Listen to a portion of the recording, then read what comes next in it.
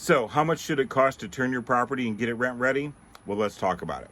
So, there's going to be a few factors that go into how much a turn is going to cost you, but you should plan on at least a half a month's rent in any event, and as much as a month's rent or even several times a month's rent, depending on the situation. And the factors that go into that are, first of all, is just the nature of the property itself. How old is it? What kind of condition is the property in? What kind of condition was it in even when you bought it and rented it? If it tends to be older, sometimes actually the turn can be a little bit easier because the market rent for that property is going to be a little bit lower, and you just need to really keep it at that market level. However, if you have a high-end property, sometimes it's a little more expensive because you have to make sure it stays high-end and that you're attracting that high-end tenant for your high-end property. The second factor that goes into it is the tenant, who the tenant was, who's moving out. If you had a good tenant, or even an average tenant, hopefully they've left it pretty clean for you. There's no major issues, no damage or anything like that. And in that situation, then maybe your turn's only going to cost a half a month or half a month's rent or a month's rent. And some of that you might even be able to charge back to the tenant against their security deposit, depending on what it is. However, if it's a tenant that didn't do a good job, that left it really nasty, left stuff, and you have a lot of repairs to do, there's holes in the walls, the yard hasn't been kept up, there's fans missing or broken, that kind of stuff, window screens that are missing or ripped, blinds, those are all issues that can pop up, and it's going to cost you more money.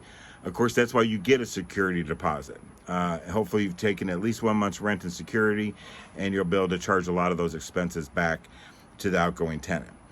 The third thing, though, that can really impact the cost of your turn is how long your tenant has been there.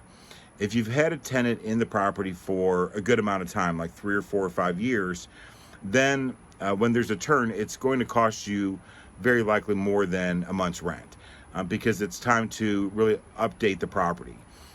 You're going to have to paint the whole thing. If they've been in there for 4 or 5 years, you need to repaint the whole property. It's time for that. You might need to redo flooring, upgrade appliances, or change them out to new ones. This will be the time where you really want to do hard maintenance on the AC unit and any other major kind of appliance type things that you have in there.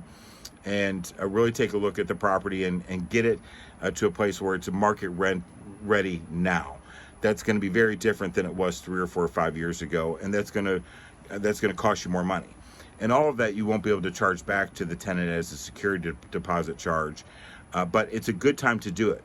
It keeps the value of your property maintained at market level, and it also keeps your rental market value of your property at market level, which is what your goal is. So do that during your vacancy time, in between tenants, and you'll see your return on investment stay as high as it can be. For more tips like these, make sure and like and follow me. Share this video with your friends.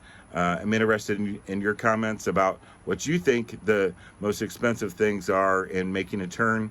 And of course, I will talk to you tomorrow.